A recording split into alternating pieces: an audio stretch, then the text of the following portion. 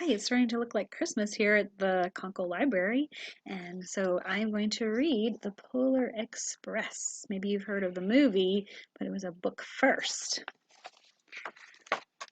The Polar Express, written and illustrated by Chris Van Allsburg. On Christmas Eve, many years ago, I lay quietly in my bed. I did not rustle the sheets. I breathed slowly and silently. I was listening for a sound a friend had told me I'd never hear, the ringing of bells of Santa's sleigh. There is no Santa, my friend had insisted, but I knew he was wrong. Late that night I did hear sounds, though not of ringing bells. From outside came the sounds of hissing steam and squeaking metal. I looked through my window and saw a train standing perfectly still in front of my house. It was wrapped in an apron of steam. Snowflakes fell lightly around it. A conductor stood at the open door of one of the cars. He took a large pocket watch from his vest, then looked up at my window. I put on my slippers and robe. I tiptoed downstairs and out the door. "All aboard!" the conductor cried out. I ran up to him. "Well," he said, "are you comin'?" "Where?" I asked. "Why, to the North Pole, of course," was his answer. "This is the Polar Express." I took his outstretched hand and he pulled me aboard. The train was filled with other children, all in their pajamas and nightgowns. We sang Christmas carols and ate candies with nougat centers as white as snow. We drank hot cocoa as thick and rich as melted chocolate bars. Outside, the lights of towns and villages flickered in the distance as the Polar Express raced northward. Soon there were no more lights to be seen. We traveled through cold, dark forests where lean wolves roamed and white-tailed rabbits hid from our train as it thundered through the quiet wilderness.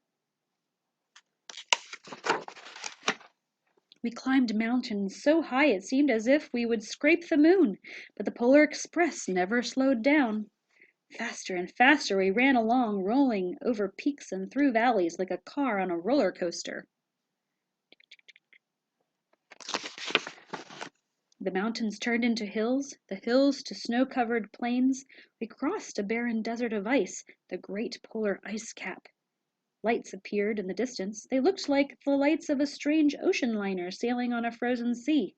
"There," said the conductor, "is the North Pole." The North Pole. It was a huge city standing alone at the top of the world, filled with factories where every Christmas toy was ever made. At first we saw no elves. "They are gathering at the center of the city," the conductor told us. "That is where Santa will give the first gifts of Christmas." "Who receives the first gift?" we all asked. The conductor answered, "He will choose one of you." "Look!" shouted one of the children. "The elves!" Outside we saw hundreds of elves. As our train drew closer to the center of the North Pole, we slowed to a crawl. So crowded were the streets with Santa's helpers. When the Polar Express could go no further, we stopped and the conductor led us outside. We pressed through the crowd to the edge of a large open circle. In front of us stood Santa's sleigh. The reindeer were excited. They pranced and paced, ringing the silver sleigh bells that hung from their harnesses. It was a magical sound, like nothing I'd ever heard. Across the circle, the elves moved apart, and Santa Claus appeared. The elves cheered wildly. He marched over to us and pointed to me and said, "Let's have this fellow here." The conductor handed me up. I sat on Santa's knee, and he asked, "Now, what would you like for Christmas?" I knew that I could have any gift I could imagine. But the thing I wanted most for Christmas was not inside Santa's giant bag. What I wanted more than anything was one silver bell from Santa's sleigh. When I asked, Santa smiled. Then he gave me a hug and told an elf to cut a bell from a reindeer's harness. The elf tossed it up to Santa. He stood holding the bell high above him and called out, "The first gift of Christmas." A clock struck midnight. As the elves roared their approval, Santa handed the bell to me, and I put it in my bathrobe pocket. The conductor helped me down from the sleigh. Santa shouted out the reindeers' names and cracked his whip. His team charged forward and climbed into the air. Santa circled once above us, then disappeared into the cold, dark polar sky. As soon as we were back inside the Polar Express, the other children asked to see the bell. I reached into my pocket, but the only thing I felt was a hole. I had lost the silver bell from Santa Claus's sleigh. "Let's hurry outside and look for it," one of the children said. But the train gave a sudden lurch and started moving. We were on our way home.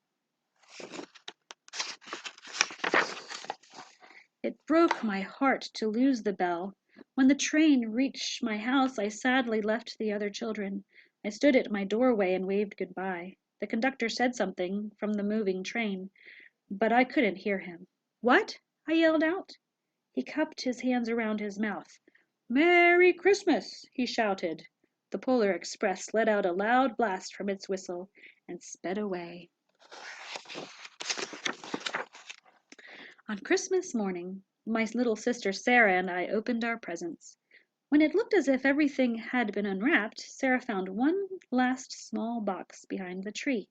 It had my name on it. Inside was the silver bell. There was a note. "Found this on the seat of my sleigh. Fix that hole in your pocket. Signed, Mr. C." I shook the bell. It made the most beautiful sound my sister and I had ever heard. But my mother said, "Oh, that's too bad."